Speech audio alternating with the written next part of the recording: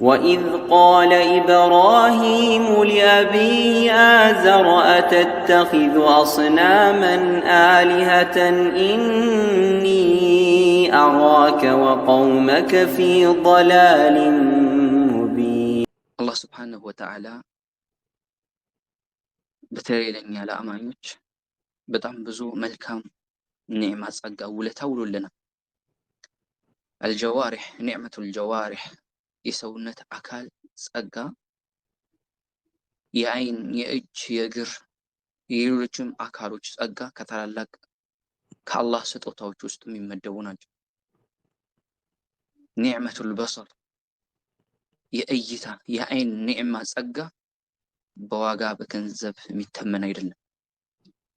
الله سبحانه وتعالى بتكبره قالوا قل هو الذي أنشأكم وجعل لكم السمع والأبصار والأفئدة قليلا ما تشكرون. الله سبحانه وتعالى قال نبراتشو بتي حسقنياتشو يفتراتشو هيا ليهون الجيت عصونه بلاتشو الله لأن أنت وجعل لكم السمع والأبصار والأفئدة مسمع ማያ እንዲሁም ልቦና ማገናዘቢያ ልቦና አላህ Subhanahu Wa Ta'ala ሰጣችሁ። እነዚህ ትልልቅ የሆነ ጸጋ አላህ Subhanahu Wa Ta'ala አጎናጸፋችሁ። ስለዚህ እሱ በብቸኝነት አምልኩ፣ ለሱ ትእዛዝ እጅ እግራችሁ ስጡ፣ እሱንም አመስግኑ ይላል አላህ Subhanahu Wa Ta'ala። ስለዚህ አቂል የሆነ ሰው እነዚህ ኒዕማዎች ከአላህ የተሰጡ ስጦታዎች መሆኑን ያወቀ የሆነ ሰው በሱ ላይ ግዴታ የሚሆነው ምንድነው? ይህንን ኒዕማ في طاعة الله الله سبحانه وتعالى በመታዘዝና እሱን በሚወደው ነገር ላይ ማዋል። እያንዳንዱ ኒዕማ በውስጡ ፈተና አለበት፣ በውስጡ እክትባር አለበት። ያ አላህ የሰጠህ ኒዕማ አላህ ትታዘዝበታለህ ወይስ አላህን ታምጽበታለህ? ከዛሬ ርዕሳችን ጋር የሚለው መሰር አይን የአላህ Subhanahu Wa Ta'ala ትልቅ ኒዕማ ጸጋ ነው። የዚህ ኒዕማ ትልቅነት አይን የሌለው የሆነ ሰው ነው የሚያውቀው፣ ወይም ደግሞ ስንታመም የዛኔ ነው የምንገነዘበው። ስለዚህ አላህ Subhanahu Wa Ta'ala ይህንን ኒዕማ እሱን ለሚወደው ለሆነ ነገር ማዋል وأن يستحي من صاحب النعمة سبحانه የዚህ ኒዕማ የዚህ ጸጋ ባለቤት ከሆነው ጌታ ከአላህ ሀያ ሊያደርግ ይገባል። አረግ እንዴት ይሄን የሰጠኝ ይሄ ሁሉ ጸጋ ይወፈቀኝ ይሄ ሁሉ ነገር በዚህ ሁሉ ኒዕማ ለተንከባከበኝ አላህ እንዴት እሱ በሰጠኝ ጸጋ እሱ በሰጠኝ ኒዕማ እንዴት አምጸዋለሁ? አረ ይሄስ አይሆንም እስከ ማለት መድረስ አለበት አማኝ ሆናል። ويراقب المولى الذي وهبه إياه ይህንን ኒዕማ ይህንን ታላቅ የሆነ ጸጋ የሰጠው ጌታ ሊጠባበቅ በዚያ ነገር እሱ ላይ አምጽ፣ በዚያ ነገር እሱን ላይ አስቆጣ፣ በዚያ ነገር ላይ እሱ ተው ያለው የሆነ ነገር ላይ ፈጽም ምን ሊያደርግ ይገባል? ሙራቀባ ሊያደርግ ይገባል። ምክንያቱም እሱ ነው የሰጠን። فهو الذي أعطانا እሱ ነው አላህ የወፈቀን የቸረን፣ በእኛ ኃይል በእኛ ቁዋ አይደለም፣ አላህ ነው በሱ ምን ፈضل። ስለዚህ ቃድሩ على أخذه ይህን የሰጠን ኒዕማ በመውሰድ ላይም ቻይ ነው። አላህ የሚያቅተው ነገር አይደለም። ይሄ ኒዕማ ካልተጠቀምንበት እሱ ለሚወደው ለሆነ ነገር ካላዋል ነው አላህ ይወስደዋል። ቻይ ነው በዚህ ላይ إن السمع والبصر والفؤاد كل أولئك كان عنه مسؤولا عينه ልቡና ልብህ ያለው ነገር በልብህ የምትሰራው ነገር በአይንህ የምትሰራው ነገር አካልህ የምትፈጽመው ሁሉ ተጠያቂና ሾም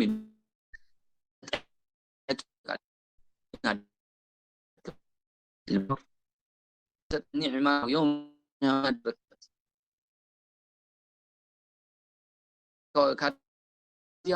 ትመለበት ታገኛለህ።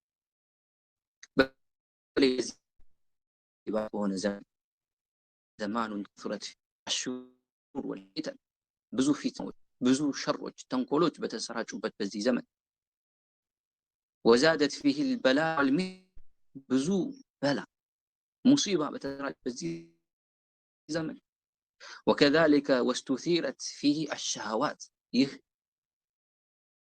الشهوات والشبهات እነዚህ ስሜት የሰው ልጅን ወደ ሐራም የሚወስዱ ነገራቶችን በጣም በተሰራጩበት በጣም በተስፋፋበት በዚህ ዘመን በተለይ አንድ አማኝ የሆነ አካል አኺራን የሚያሳስበው የሆነ አካል የአላህ Subhanahu Wa Ta'ala ውዴታ የሚፈልግ የሆነ አካል ሁሌ ጥንቃቄ የተሞላበት የሆነ እንቅስቃሴ ወይም ጉዞ ሊያደርግ ይገባል። ሁሉን አካሉ ሊጠብቅ ይገባል። ሁሉን አካሉ ሊጠብቅ ይገባል። አላህ Subhanahu ከዚህ አስጠንቅቆናል። በተለይ ኺያነቱ العين ከአይን በአይን ሸውደን በአይን ማለት ነው ከሰዎች ርቀን ሰዎች አያዩንም ከምናየው ከሆነ ነገር አላህ አስጠንቅቆናል። ተው ብሎናል። يعلم الله ያውቃል خائنة الأعين وما تخفي الصدور ከሰዎች አይን ተደብቃ ሰርቃ የምታየውና እንዲሁ ልቦና የምትቋጥረው በውስጧ የምትይዘው ነገር አላህ ያውቃል። ከሱ የሚደበቅ ምንም ነገር የለም። ኢማሙ አልበገዊ ረሂመሁላህ يعلم خائنة الأعين ብሎ ማለት አይ ኺያነተሃ አይን ትሸውዳለች፣ ሰርቃ ታያለች፣ ማንም አላየኝም ብላ ትቀላብዳለች። ስለዚህ ያንን ነው አላህ ያውቃታል ተጠንቅቁ ያለ ነው። وهي እቺ ኺያነቱ العين የምትባለው استراق النظر الى ما لا يحل استراق النظر በአይን መስረቅ ማለት ነው። አይን ሰርቃ ማየቷ الى ما لا يحل የማይፈቀድለት ወደሆነ ማለት ነው። الى عورات النساء او الاشياء المحرمه ወደዚያ ነገር አይን ሰርቃ ማየቷ ያንን ነው خائنة الأعين የተባለው አላህ ያውቃታል። قال المجاهد هو نظر الأعين إلى ما نهى الله عنه خائنة الأعين ብሎ ማለት አይን አላህ ወደ ከለከለው ነገር የምታየውነችው ያቺ እይታ ናት። ስለዚህ አማኝ የሆነ አካል አላህ Subhanahu Wa Ta'ala ሊፈራና በዚህ ላይ ሒሳብ እንዳለበት አላህ ፊት ጌታው ፊት የሚጠየቅ መሆኑን ምን ሊያደርግ ይገባል? ሒሳብ ሊያደርግ ይገባል። وكذلك الله جملة አማኝ የሆኑ አማኞች يعني አማኝ የሆኑ ወንዶችም ሴቶችም አላህ Subhanahu Wa Ta'ala بحفظ الأعين አይንን በመጠበቅ ላይ አላህ Subhanahu Wa Ta'ala አዟል። من تطلع على العورات ومحل الشهوات አላህ እርም ክልክል ያደረገው ወደሆነ ነገር አይንን ከመጣል ያንን ነገር ከመመልከት አላህ Subhanahu Wa Ta'ala አስጠንቅቋል። فقال الله تعالى قل للمؤمنين يغضوا من أبصارهم ለወንዶች ይሄ አማኝ ለሆኑ ወንዶች ያኔ በአጠቃላይ ለሙእሚኖች ለአማኞችም ይገባል። ሁሉም አማኝ ለሆኑ ወንድም ለሴቶች ለአማኞች ምን ያድርጉ? يغضوا من أبصارهم ويحفظوا فروجهم ይሄን ያድርጉ ذلك أزكى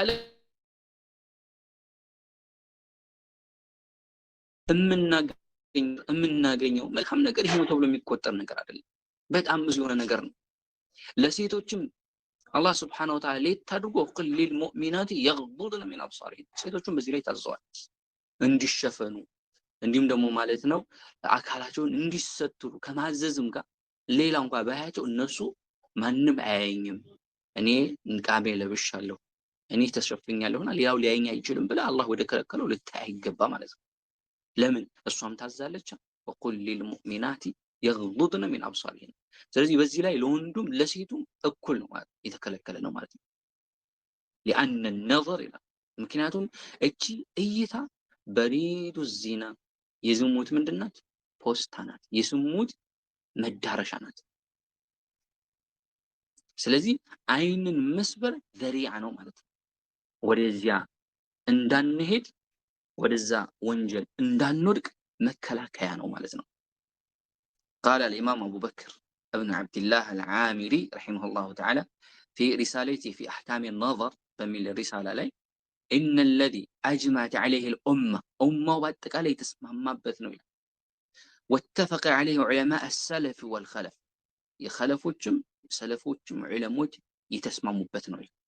ሚን ፉቀሃ ወልአኢማ ፉቀሃዎች አኢማዎች በአጠቃላይ ተስማምተውበታል። هو እሱ ነظሩ الأجانب من الرجال والنساء بعضهم إلى بعض ምልከታ ማለት ነው። አጅነቢ ወደሆኑ ወንዶችም ሴቶችም ከፊሉ ወደ ከፊሉ እርም ወደ ሆነው አካሉ መመልከት وهم من ليس بينهم رحم من النسب በመካከላቸው የዝምድና ወላ محرمون من سبب በሰበብ ወይም ደግሞ በነሰብ ማለት ነው።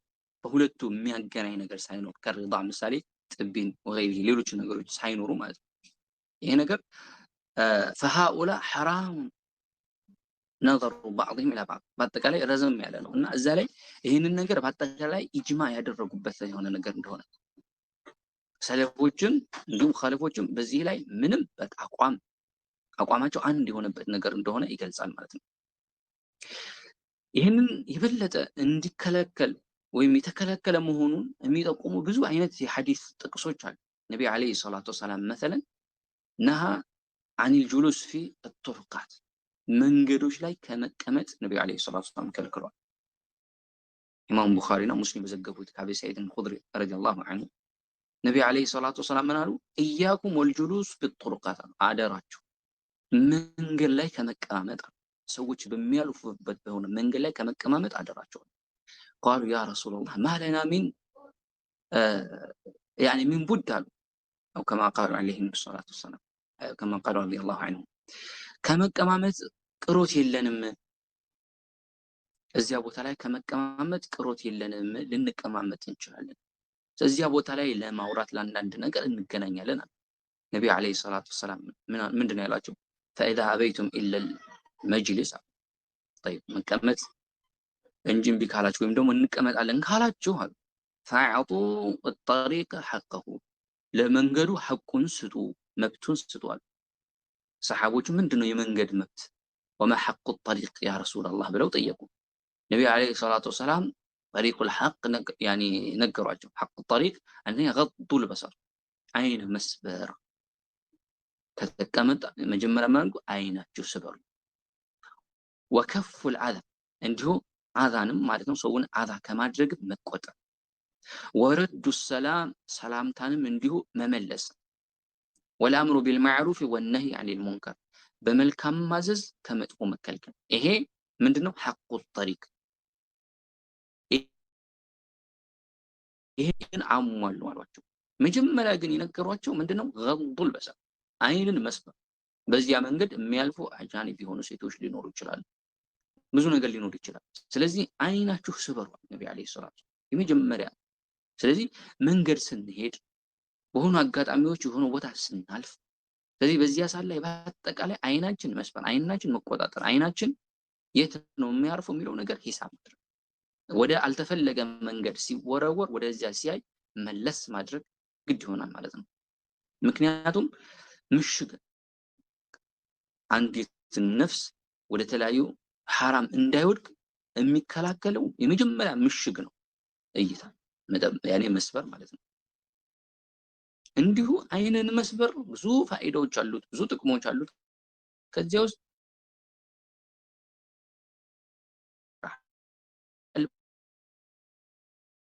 ይህንን መልቀቅ የተከለከሉ ነገራቶችን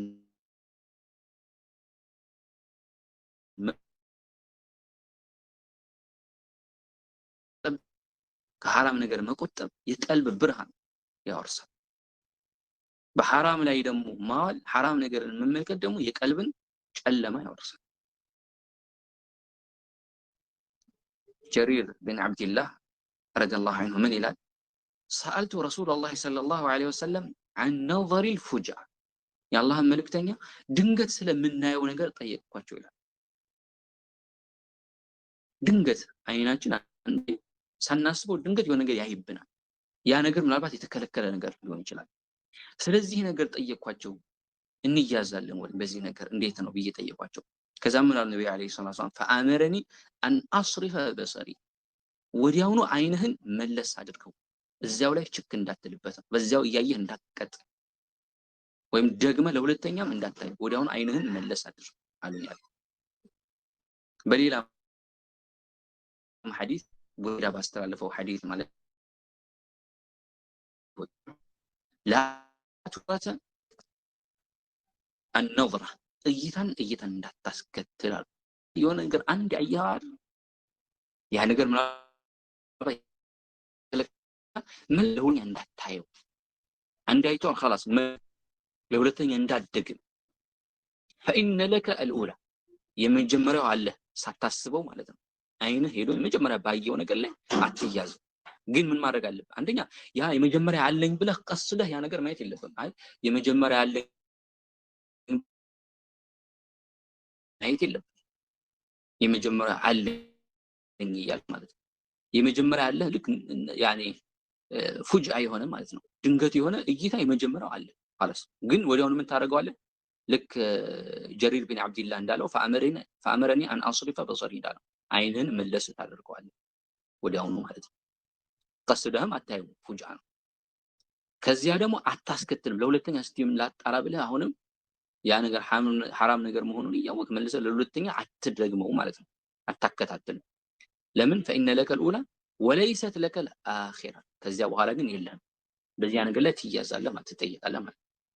ስለዚህ ይሄ እይታ የሚባለው ነገር ሰህም ምን ሲሃም ኢብሊስ እኛን የሚያጠምድበት እኛን ወደ ሐራም የሚጥልበት ትልቅ የሱ መሳሪያ ነው።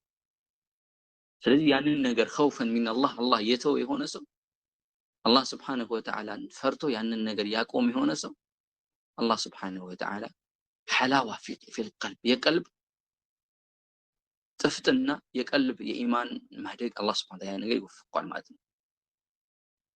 እንደገና አይንን መስበር ቀልብን ማለት ነው የስሜት ባህሪያ ከማድረግ ያግዳል።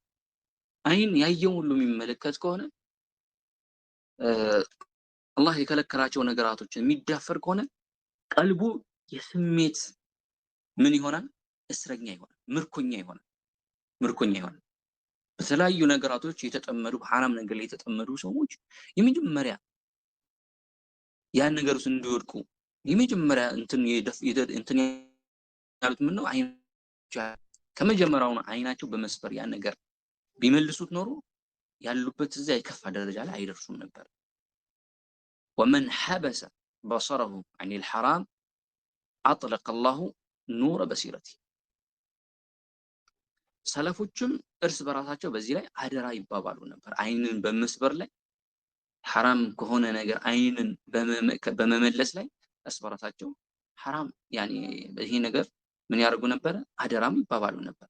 አቡ ሁረይራ ረዲየላሁ ዐንሁ ባስተላለፉ ሐዲስ إن الله كتب على ابن آدم حظه من الزنا ይላል። አላህ በአደም ልጅ ላይ ጽፏል ከዝሙት ማለት ነው በጣፈንተ። ከዚያ በኋላ ለአይን ዝሙት አለ። ያም ፈዚነ العين النظر ነው ያሉት። እንዲህ እይታ ማለት ነው የሐራም እይታ አላህ ወደ ከለከለው ነገር ማየት። ወዚነ اللسان المنطق ምላስ ደግሞ ዝሙቱ አላህ የከለከለውን ነገር በማድረጉ ነው መናገሩ። والنفس تتمنى وتشتهي والفرج يصدق ذلك كله أو يكذبه ነፍስ ምን ታረጋለች? ትመኛለች፣ ትፈልጋለች። ከዚያ በኋላ አይን እንግዲህ መጀመሪያ ጀምሮታል። ከዛ ነፍስ ያ አይን ያየችውን ነገር ትመኘዋለች፣ ትፈልገዋለች። ከዚያ ወልፈርጁ يصدق ذلك ያ ነገር ብልት ምን ያደርገዋል? ያረጋግጠዋል። መጨረሻ ከባድ ወደ ሆነው ላይ ይጠላቸዋል ማለት ነው። ስለዚህ ይሄ ነገር ከባድ ነው። በተለይ በዚህ ዘመን ላይ ይሄ ስልክ የሚባለው ነገር የተለያዩ መጠቃቀሚያ መሳሪያዎች እነዚህ ኮምፒውተሮች እነዚህ ነገራቶች ከመጡ በኋላ ደግሞ ይሄ ነገር የባሰ ሆኗል። አንድ ሰው አስፋልት ሳይወጣ ወደ መንገድ ሳይሄድ ቤቱ ቁጭ ባለበት ይሄን ከባድ ነገር ይመጣበታል በስልኩ ማለት ነው። እንደውም በአካል ካለው የባሰ ማለት ነው። ብዙ በጣም የሚያስፈሩ ነገራቶች በዚያ ላይ ይኖራሉ ማለት ነው ስልክ ላይ። ስለዚህ አንድ ሰው አላህን ካልፈራ አላህ ስብሓነሁ ወተዓላ ካላፈረ ይህንን ነገር ማንም በማይኖርበት የማየት እድሉ ሰፊ ይሆናል ማለት ነው። ስለዚህ በዚህ ሰዓት ላይ አላህ መፍራት በጣም ያስፈልጋል። ያዕለሙ ኻኢነተል አዕዩን ወማ ቱኽፊ ሱዱር የሚለው ነገር ማስታወስ ያስፈልጋል። እንግዲህ ተውባ ማድረግም ከእንደዚህ አይነት ነገር ላይ የወደቀ ሰው ካለ ደግሞ ተውባ ማድረግ ወደ አላህ መመለስ ሸርጦቹን አሟልቶ ወከዛሊከ ዱዓም ማድረግ። እንደሚታወቀው ሐዲስ ላይ ነብዩ አለይሂ ሰላቱ ወሰላም ዘንድ መጣና አንድ ሻብ ፈቃለ ያ ረሱላላህ እዘን ሊ በዚህን አላቸው። የአላህ መልእክተኛ ሆይ ዝሙት ልስራ ፍቀድልኝ አላቸው። ከዚያ ሰዎች አጭርፈረፉት። ነብዩ አለይሂ ሰላቱ ወሰላም አምጡታል፣ ወደ እሳቸው አቀረቡት። እሳቸው ዘንድ መጥቶ ተቀመጠ። ቃለ ቱሂቡሁ ሊኡሚክ አሉት። ይሄ ነገር ለእናትህ ትወደዋለህ እንዴ አሉት። አልወድም አላቸው። እሳቸውም ሌላውም እኮ ለእናቱ አይወደውም። አቱሂቡሁ ሊብነቲክ ለልጅህ ትወደዋለህ ዝሙት? ቃለ ላ አልወደውም። ሌሎቹም እኮ ለልጃቸው ታዲያ አይወዱትም። ከዛ አሁንም ጠየቁት ማለት ነው። ሊኡኽቲክ ለእህትህስ? አፈቱሂቡ ሊኡኽቲክ ለእህትህ ትወደዋለህ? ላ ሌሎቹም ታዲያ እኮ በእህታቸው ላይ ይሄን ነገር እንዲፈጸም አይወዱም አሉ። ከዚያ ለአኸዋት ያኔ ብዙ ነገር አሉትና አልወድም ይሄ ነገር በቃ ሌሎቹም እኮ እንዲሁ አይወዱትም አሉት። ከዚያ መጨረሻ ላይ ምን አሉት? እጃቸው አስቀመጡ። ፈወضع يده عليه በዚህ ሰውዬ ላይ እጃቸው አስቀመጡና ነብዩ አለይሂ ሰላቱ ወሰላም اللهم اغفر ذنبه وطهر قلبه وحصن فرجه አሉት። ይሄን ዱዓ አደረጉለት። አላህ ወንጀሉን ማረው፣ وطهر قلبه ቀልቡንም አጥራለታል፣ وحصن فرجه ብልቱንም ጠብቅለታል። ይሄን ዱዓ አደረጉለት። ከዛም فلم يكن بعد ذلك الفتى يلتفت الى شيء ከዚያ በኋላ ያ ሰው ያ የዝሙት ፍላጎቱ ያንን ነገር ለመፈጸም የነበረው ስሜት በአጠቃላይ ተወገደለት።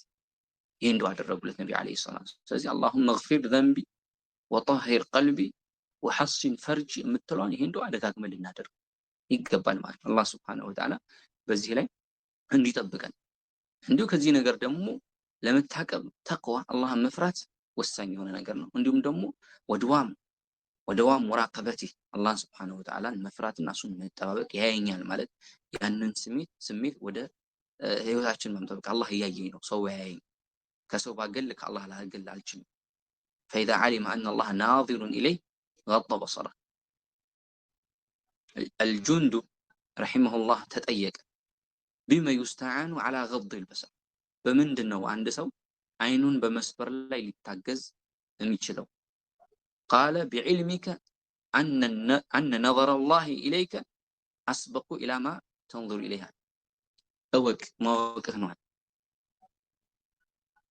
أن نظر الله إليك الله ودانت يعني يا الله أيتا أسبق يقدمنا إلى ما تنظر إليه وده متملكته ونقر كما يتبفيتا أنت يا نقر كما يتبفيتا يا الله أيتا ቀዳሚ ነው። አንተ አላህ ያይሃል። ስለዚህ ተሎ መለስ አድርግ ነው፣ ተሎ ተመለስ ነው። ኢማሙ አህመድም እንዲሁ ግጥም ነገር አላቸው በዚህ ላይ ማለት ነው። ኢዛ ማ ኸለውተ ደህረ የውመን ፈላ ተቁል ኸለውት ወላኪን ቁል ዐለየ ረቂብ ወላ ተሕሰበነ አላህ የግፉሉ ሳዓተን ወላ አነማ ትኽፊህ ዐንሁ የጊቡ። ያኔ ከሰው ተደበኩ አትበል ማለት ነው። ከሰዎች ጋር ተደበቁኝ ሰዎች አያዩኝም ብለህ አትሰብ። እንደውም ቁል ዐለየ ረቂብ እኔ ዘንድ ተጠባባቂ ያለ አይ ሁሌም የሚያየኝ ከሱ እይታ ማልወገድ የሆነው አላህ አለ በል። ይህንን ሀሳቦች ይኖሩና አላህ Subhanahu Wa Ta'ala ለደቂቃም ለሰዓትም ለቅጽበትም ቢሆን አይዘነጋም። እያንዳንዱ ነገር ይመዘገባል፣ የውመል ቂያማ ይጠይቀናል ማለት ነው። ወከዛሊከ ከዚህ ነገር በተለይ የዚህ ነገር ፍጻሜው ምንድነው? የዚህ እይታ ፍጻሜው ምንድነው የሚለው ነገር ምን ላይ ነው ሊጥለኝ የሚችለው የሚለው ነገር አንድ ሰው ካስታወስም ከዚህ ነገር ላይ እንዲታቀብ ያደርገዋል ማለት ነው። ምክንያቱም በዚህ ላይ ቢዚ የሆነ ሰው ከቁርአን ከዒልም በዱንያም ሆነ በአኺራ ከሚጠቅመው ከሆነ ነገር ምን ይሆናል? ይዘናጋል። አንድ ሰው በቀላሉ ምን ይሆናል? ያኔ ከነዚህ ነገራቶች ይርቃል ማለት ነው። አንድ ሰው በዕልም በቂራት በዚክር በሌሎች ዒባዶች ጠንካራ የሚሆነው ከሐራም ነገራቶች እየራቀ የበለጠ ወደ ኸይር ሲቀርብ። አንድ ሰው ሐራም ነገራቶችን መጥፎ ነገራቶችን ሲዳፈር የቀልብ የኢማን ድክመት ይመጣል። ለኸይር ነገር ያለው መነሳሳት ለኢባዳ ያለው መነሳሳት የቀነሰ ይሆናል። ስለዚህ ሐላወተል ኢማን የኢማን ጥፍጥና የዒባዳ ጥፍጥና የሶላት የቂራት ጥፍጥና ያን ከልቡ ይጠፋል ማለት ነው። ልቡ ይጠቁራል፣ ልቡ ይበላሻል። ልብ ከተበላሸ የሰውነት አካል ሁሉ ይበላሻል። የመጨረሻ መፍትሄ ዚዋጅ እንዲህ ነገር ላይ የተፈተነ ሰው ማግባት ነው። ነቢ ዓለይሂ ሰላቱ ወሰላም ፈሊተዘወጅ እንዳሉት ማለት ነው። ያግባ አቅሙ ያለው መን ኢስተጣዕ ሚንኩም አልባአተ ፈሊተዘወጅ አሉ። ምክንያቱም ፈኢነሁ አገዱ ሊልበሰር ምክንያቱም ይሄ አገዱ ሊልበሰር አይንን ለመስበር ትልቅ የሆነ መታገዣ ነው። ወአሕሰኑ ሊልፈርድ ብልትንም ከሐራም ለመጠበቅ ትልቅ የሆነ ፍቱን የሆነ መድኃኒት ነው። ስለዚህ አዝዋጅ ማግባት በዚህ ነገር ማለት ነው ራስን ከሐራም መጠበቅ የሚለው ነው። ኢንሻአላህ እዚህ ላይ ያቆማለሁ። አላህ ሱብሓነሁ ወተዓላ ሰማነው ተጠቃሚ ያድርገን። ሰለላሁ ዐላ ነቢይና ሙሐመድ ወዐላ አሊሂ ወአስሐቢሂ አጅመዒን። وإذ قال إبراهيم لأبيه آزر أتتخذ أصناما آلهة إني أراك وقومك في ضلال